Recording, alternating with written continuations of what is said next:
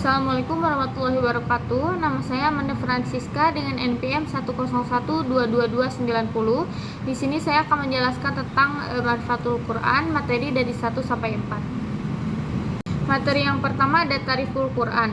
Al-Quran adalah kalamullah, firman Allah Ta'ala. Ia bukanlah kata-kata manusia, bukan pula kata-kata jin, syaitan, atau malaikat.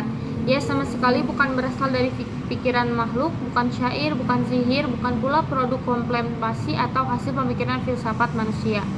Kemudian ada al-muziz atau muzizat, artinya suatu perkara yang luar biasa yang tidak akan mampu manusia membuatnya karena hal itu di luar kesanggupannya.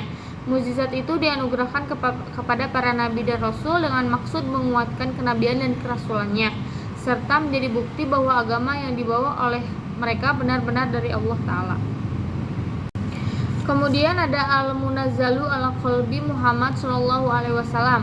Al-Quran itu diturunkan khusus kepada Nabi Muhammad SAW, sedangkan kalam Allah yang diturunkan kepada nabi-nabi selain Nabi Muhammad SAW seperti Taurat atau Injil tidak bisa disebut sebagai Al-Quran. Demikian pula hadis qudsi tidak bisa disamakan dengan Al-Quran. Kemudian ada al-manqulu bitawaturi. Al-Quran ditulis dalam mushaf dan disampaikan kepada kita secara mutawatir sehingga terpelihara keasliannya. Materi yang kedua ada Asmaul Al-Quran. Apa itu Asmaul Al-Quran? Asmaul Al-Quran adalah istilah yang diberikan kepada Al-Quran di dalam ayat-ayatnya.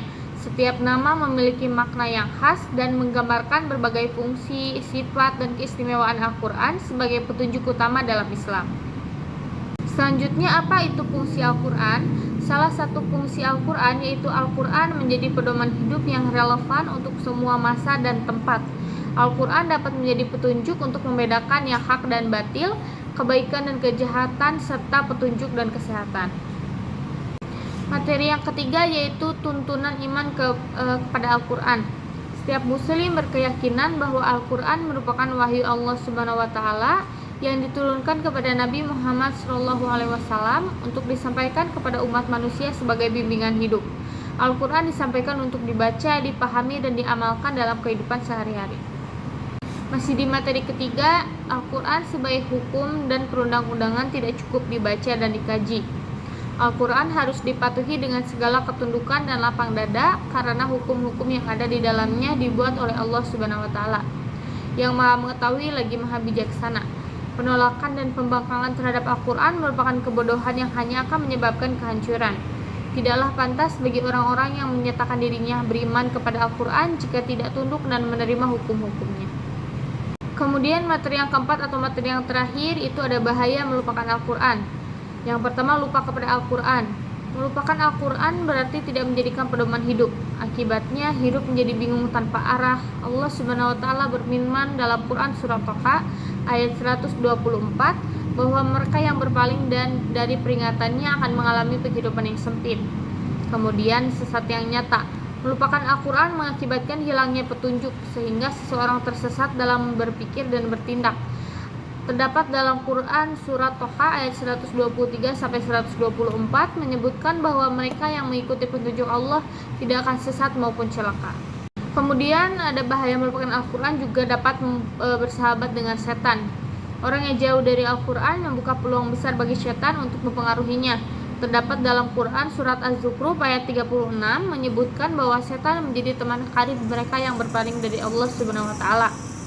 Kemudian menjadi hati yang menjadi keras. Melupakan Al-Quran menyebabkan hati menjadi keras dan tidak peka terhadap kebenaran. Terdapat dalam Quran surat Al-Baqarah ayat 74 menggambarkan bahwa hati mereka menjadi lebih keras daripada batu. Kesimpulannya yaitu dari materi pertama, Al-Quran adalah pedoman hidup yang relevan untuk semua masa dan tempat, membedakan yang hak dan batil. Sebagai mukjizat, Al-Quran menguatkan kenabian dan kerasulan para nabi serta membuktikan kebenaran wahyu dari Allah. Kemudian kesimpulan di dalam materi yang kedua yaitu Asmaul Al-Quran menggambarkan sifat, fungsi, dan keistimewaan Al-Quran sebagai petunjuk hidup. Al-Quran berperan sebagai pedoman yang relevan untuk semua zaman, membedakan yang hak dan batil serta memberikan petunjuk mengenai kebaikan, kejahatan, dan kesehatan. Kemudian kesimpulan dari materi yang ketiga yaitu Al-Quran adalah wahyu Allah yang harus dibaca, dipahami, dan diamalkan. Hukum-hukum dalam Al-Quran wajib dipatuhi dengan ketundukan karena berasal dari Allah yang maha bijaksana. Kemudian kesimpulan dari materi yang keempat atau yang terakhir, merupakan Al-Quran dapat menyebabkan seseorang kehilangan petunjuk, kebingungan dalam membedakan yang benar dan salah, serta jauh dari rahmat dan keberkahan Allah. Hal ini juga dapat mengarah pada kerusakan spiritual dan moral, melemahkan iman. Sekian penjelasan yang bisa saya sampaikan dari materi 1-4. Semoga yang saya jelaskan barusan dapat bermanfaat untuk saya pribadi dan untuk kita semua. Wassalamualaikum warahmatullahi wabarakatuh.